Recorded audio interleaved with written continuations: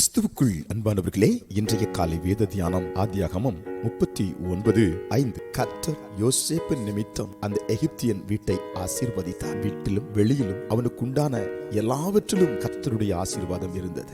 அன்புக்குரியவர்களே, யோசேப்பு நிமித்தம் கர்த்தர் அந்த எகிப்தியன் வீட்டிலே ஆசீர்வாதமான மழையை பொழிய செய்தார். அந்த ஆசீர்வாதம் வீட்டுக்குள்ளே நிரம்பிற்று. வீட்டுக்குள் இருந்த எல்லா பாத்திரங்களிலும் எல்லா அறைகளிலும் நிரம்பிற்று. அந்த ஆசீர்வாதம் வெளியிலும் நிரம்பிற்று. ஆண்டவர் சொன்னார், நீ பட்டணத்திலும் சரி வெளியிலும் சரி ஆசீர்வாதமாயிருப்பா என்ற வார்த்தையின்படி யோசேப்பு நிமித்தம் வெளியில் இருந்த வயல்களில், வெளியில் இருந்த மரங்களில், கனிகளில் கூட ஆசீர்வாதம் இறங்கிற்று. வேதம் தெளிவாய் சொல்கிறது, எகிப்தியனுக்கு உண்டான எல்லாவற்றின் மேலும் கர்த்தருடைய ஆசீர்வாதம் இருந்தது. சகல துறைகளிலும் சகல மண்டலங்களிலும் கர்த்தருடைய ஆசீர்வாதம் அங்கு இறங்கிற்று. அதே போல கர்த்தர் உங்களையும் ஆசீர்வதிப்பார். யோசேப்பாக வாழும்படி தேவ கரத்தில் இந்த காலை நேரத்திலே தாழ்மையோடு ஒப்புவித்து பாருங்கள். அவன் மூலம் வெளிப்பட்ட ஆசீர்வாதம் எல்லா இடங்களிலும், எல்லா வெளிகளிலும், எல்லா பட்டணங்களிலும், எல்லா வீடுகளிலும், எல்லாவற்றின் மேலும் உங்கள் நிமித்தம்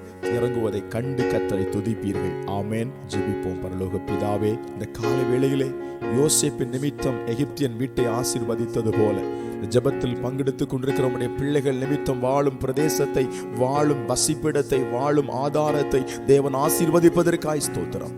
இயேசுவின் நாமத்தில் ஆமென்.